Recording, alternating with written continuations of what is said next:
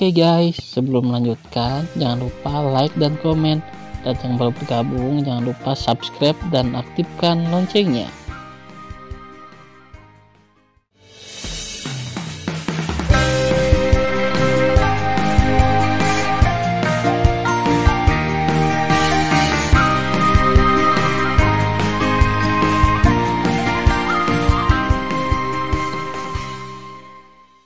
Episode 21. Melanjutkan cerita sebelumnya. Tan Yun menjulurkan jarinya, menunjuk ke goresan di tanah dan berkata dengan bangga, siapapun yang berani melewati garis ini, aku akan menyia-nyiakan kakinya. Mendengar pidato itu, Jia Lai, Li Yongchang, 30 perwira dan 300 tentara abadi benar-benar marah. Dan ratusan ribu orang abadi terkejut. Menurut mereka, Tan Yun pasti sudah gila. Dalam hati Tan Yun, tujuan Tan Yun adalah memprovokasi 300 prajurit abadi, 30 perwira, Li Yongchang dan Jia Lai. Hanya dengan memprovokasi mereka, saya bisa jujur dan menghapuskan mereka. Tan Yun tidak bodoh, dia tahu bahwa tujuan dari pasukan abadi ini adalah untuk menangkap dirinya kembali ke barak, dan kemudian mengeksekusi dirinya sendiri. Karena itu, Tan Yun membenci. Pada saat yang sama, Tan Yun bertekad untuk mempertahankan nyawa Jia Lai di sini. Jia Lai berteriak dengan marah, berikan padaku. Akibatnya, 300 tentara abadi dan 30 perwira melayang ke udara dan menukik ke arah Tan Yun. Langkah ilahi Hong Meng. Dalam sekejap, Tan Yun melintas dan saat berikutnya muncul di jalan. Tan Yun membaca, pedang Hong Meng Jinni keluar dari udara tipis dari tangan kanannya. Wah, wah, wah. Tan Yun dengan cepat berpindah-pindah di antara para prajurit abadi, mengambil cahaya pedang emas yang lembut, dan memotong kaki 30 perwira abadi yang datang lebih dulu.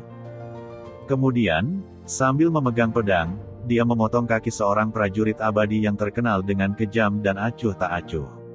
Untuk sesaat, darah menghujani jalan, dan satu kaki patah berdarah jatuh di jalan.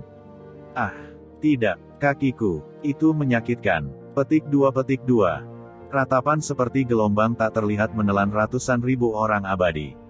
Gelombang badai muncul di hati mereka, meskipun mereka mendengar bahwa Tan Yun memiliki kemampuan untuk melompati tantangan, mereka tidak pernah berpikir bahwa Tan Yun begitu kuat. Mereka ngeri. Pada saat yang sama, Li Yongchang dan Jia Lai juga ngeri. Plop, plop. Dalam sekejap mata, 30 perwira dan 300 tentara abadi yang kehilangan kaki mereka jatuh ke jalan sambil berteriak. Li Yongchang berkhotbah kepada Jia Lai, bahkan jika kita pergi bersama, kita mungkin bukan lawan Tan Yun. Ayo mundur dulu. Jia Lai mengangguk dengan enggan. Berdengung. Dalam keterkejutan kekosongan, Li Yongchang menawarkan perahu peri. Kemudian, dengan lambaian tangan kanannya, dia menggulung 330 orang yang kehilangan kaki dan patah kaki di tanah. Kemudian 330 orang dan kaki mereka yang patah lepas landas dan mendarat di perahu peri. Ketika Li Yongchang dan Jia Lai berbaring di perahu abadi, Tan Yun tiba-tiba muncul di perahu abadi dan menikam Jia Lai di dada. Tan Yun, kamu lancang. Jia Lai, yang kehilangan tangan kanannya, berseru. Meskipun dia lolos dari pedang penusuk jantung yang fatal, dadanya tertusuk oleh pedang Tan Yun. Krek, krek. Tan Yun menginjak leher Jia Lai dengan kaki kirinya dan memegang pedang di tangan kanannya, membuat bilahnya bergerak perlahan di dada Jia Lai. Jia Lai begitu sakit sehingga wajahnya membiru dan bergerigi, dan cairan berdarah menyembur dari mulutnya. Dia berteriak dengan sekuat tenaga, kamu. Apa yang kamu inginkan? Li Yongchang di samping Jia Lai memutar tangan kanannya dan dengan marah menunjuk ke Tan Yun dengan pedang. Biarkan dia pergi. Mendengar pidato itu, Tan Yun menatap Li Yongchang dengan dingin. Li Yongchang ketakutan oleh mata Tan Yun dan merasa ketakutan di hatinya. Dia melihat niat membunuh yang tersembunyi dari mata Tan Yun. Tan Yun mencubit leher Jia Lai dan mencibir, kenapa? Apa yang bisa kulakukan selain membunuhmu? Mulut Jia Lai memuntahkan darah. Dia dicekik oleh Tan Yun. Dia mencicit dan berkata, aku hanya diperintahkan untuk menangkapmu. Kamu tidak bisa membunuhku. Bunuh aku dan kamu. Li Yongchang, di samping Jia Lai, berkata dengan benar, Tan Yun, jangan menipu orang terlalu banyak. Tanpa menunggu kata-kata Li Yongchang, dia diinterupsi oleh Tan Yun. Selanjutnya, kata-kata Tan Yun membuat Jia Lai dan Li Yongchang meledak. Melihat ini, Tan Yun melihat sekeliling ke ratusan ribu penonton dan bertanya, "Saya bertanya kepada Anda, apakah Jia Lai hanya mengatakan kepada saya bahwa dia ingin membunuh saya?" Ratusan ribu orang abadi mengangguk dan berkata, "Ya, memang." Tan Yun mengangguk cukup puas, menatap Jia Lai dan berkata, "Apakah kamu mendengarku? Tapi aku tidak sendirian. Kudengar kamu akan membunuhku." Jia Lai tersipu karena marah. "Tan Yun, kamu sangat jahat. Apa yang saya katakan sebelumnya hanyalah kata-kata marah. Tujuan saya yang sebenarnya adalah untuk menangkap Anda kembali ke barak." Hahaha. Tan Yun mencengkram leher Jia Lai dengan tangan kirinya dan tertawa, "Sayang sekali, aku menganggapnya serius." "Oh, ngomong-ngomong, kamu mengabaikan aturan kota dan datang untuk menangkapku. Bagaimana kamu bisa menyebutkan aturan kota denganku sekarang?" "Ya, menurut aturan kota, kamu melakukannya di depan orang-orang abadi, dan kemudian berkata kamu ingin membunuhku di depan begitu banyak orang. Kalau begitu, menurut aturan kota, aku akan membunuhmu," kata Tan Yun dengan marah. "Tentu saja. Pergi ke neraka." Dengan itu, Tan Yun mencengkram tangan kiri Jia Lai di lehernya dan perlahan mengerahkan kekuatan, dan tangan kanannya mengaduk dengan pedang di dadanya. Klik. Tan Yun mencengkram leher Jia Lai dengan tangan kirinya. Kepala yang terpenggal itu baru saja jatuh di atas perahu peri. Tan Yun mengambil pedang ilahi Jinni dari dada tubuh tanpa kepala dengan tangan kanannya dan menusuk kepala yang terpenggal dengan pedang. 12 janin Jia Lai dihancurkan sebelum mereka terbang keluar dari kepalanya. Tan Yun tiba-tiba berbalik dan menatap Li Yongchang, membuatnya takut kembali. "Siapa nama Mayor Jenderalmu?" Tan Yun berteriak, "Jika kamu tidak mengatakannya, aku akan membunuhmu sekarang." "Nama Mayor Jenderal kami adalah Duan Tiande," Li Yongchang berkata dengan mata ketakutan. "Kekuatan apa itu?" Tan Yun berkata dengan dingin. "Ini adalah tahap keempat ranah pemurnian abadi." Kata-kata Li Yongchang membuat hati Tan Yun tenggelam. Tan Yun menarik napas dalam-dalam, "Ambil kata untuk Duan Tiande untuk saya. Anda memberitahu dia bahwa bawahannya meninggalkan barak dan bertopeng untuk membunuh warga kota abadi Suanyuan yang baik. Dia Duan Tiande tidak hanya memiliki kejahatan melalaikan tugas, tetapi juga memiliki kejahatan yang lebih buruk. Dia mengirimmu untuk menangkapku." Dengan itu, Tan Yun memotong sehelai kain dari jubah Jia Lai dengan pedang. Kemudian, dengan pedang, dia menodai perahu abadi dengan darah dan menulis di kain. Tan Yun, Tiange, kota Sishu, meluncurkan pertempuran hidup dan mati melawan Mayor Jenderal Duan Tiande. Hari ini, 3 bulan kemudian, Duan Tiande seharusnya tidak bertarung. "Kamu adalah cucuku Tan Yun." Setelah menulis surat deklarasi perang, Tan Yun memandang Li Yongchang dan berkata tanpa ragu, "Berikan surat deklarasi perang kepada Duan Tiande. Ngomong-ngomong, jangan ganggu aku lagi dalam 3 bulan. Aku sangat sibuk dan tidak punya waktu untuk berbicara dengannya. Juga, bahkan jika kamu ingin memeriksaku karena aku membunuh Miao Wei, itu adalah orang yang berada langsung di bawah komando paviliun penguasa kota.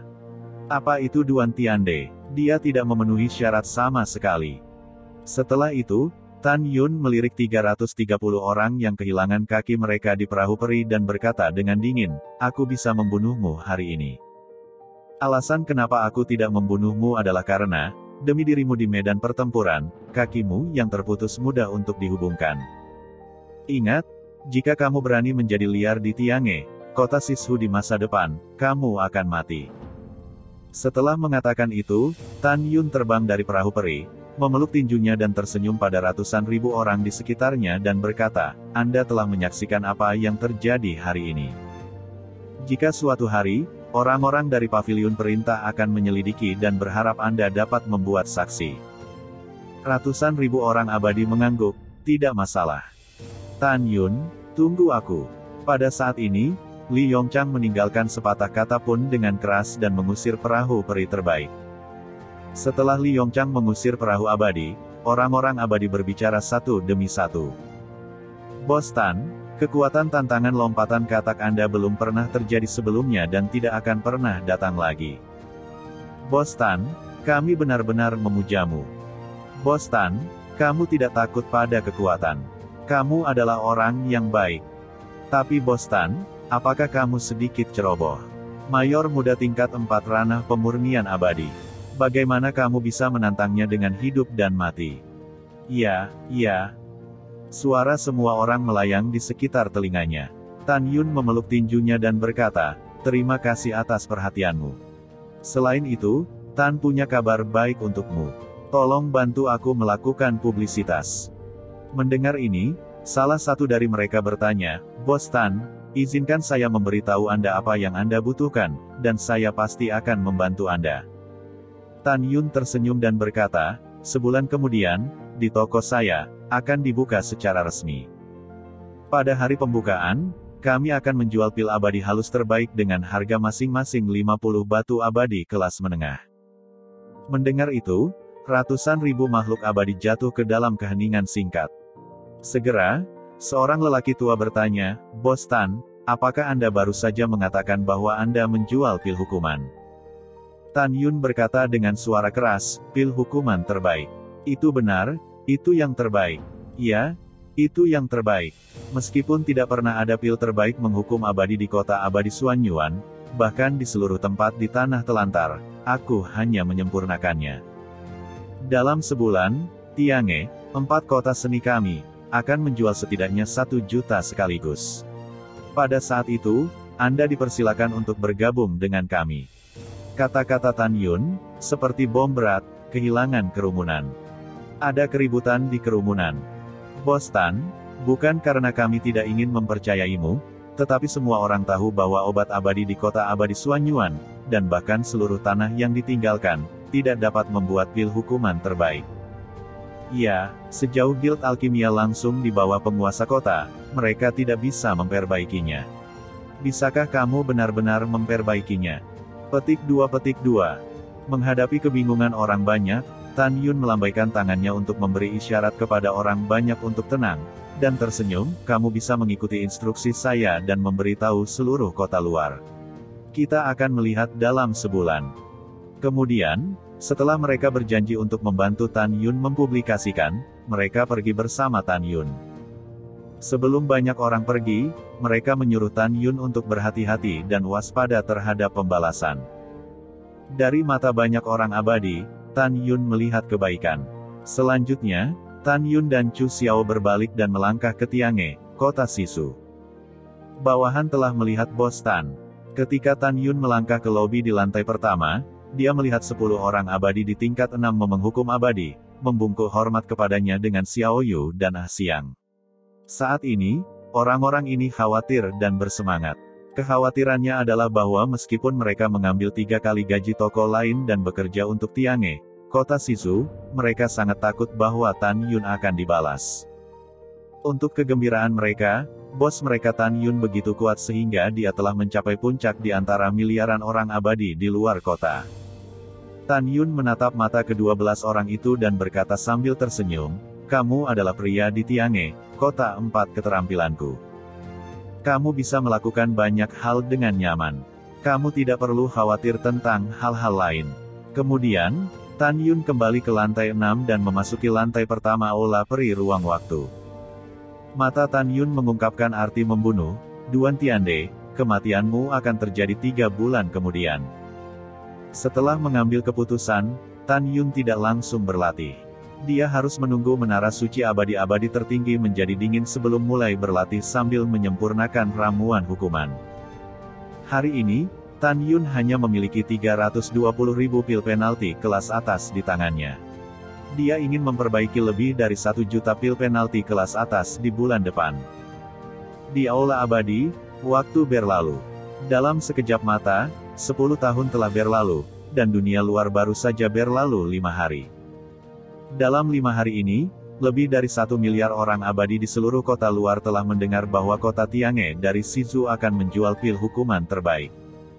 Tidak ada keraguan bahwa pil hukuman terbaik memiliki godaan fatal untuk makhluk abadi di ranah menghukum abadi.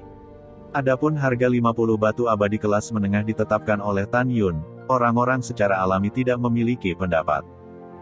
Di hati orang-orang, Belum lagi 50 batu abadi kelas menengah. Selama Tan Yun memiliki pil hukuman terbaik, bahkan jika dijual 100 batu abadi kelas menengah, Anda akan membelinya sendiri.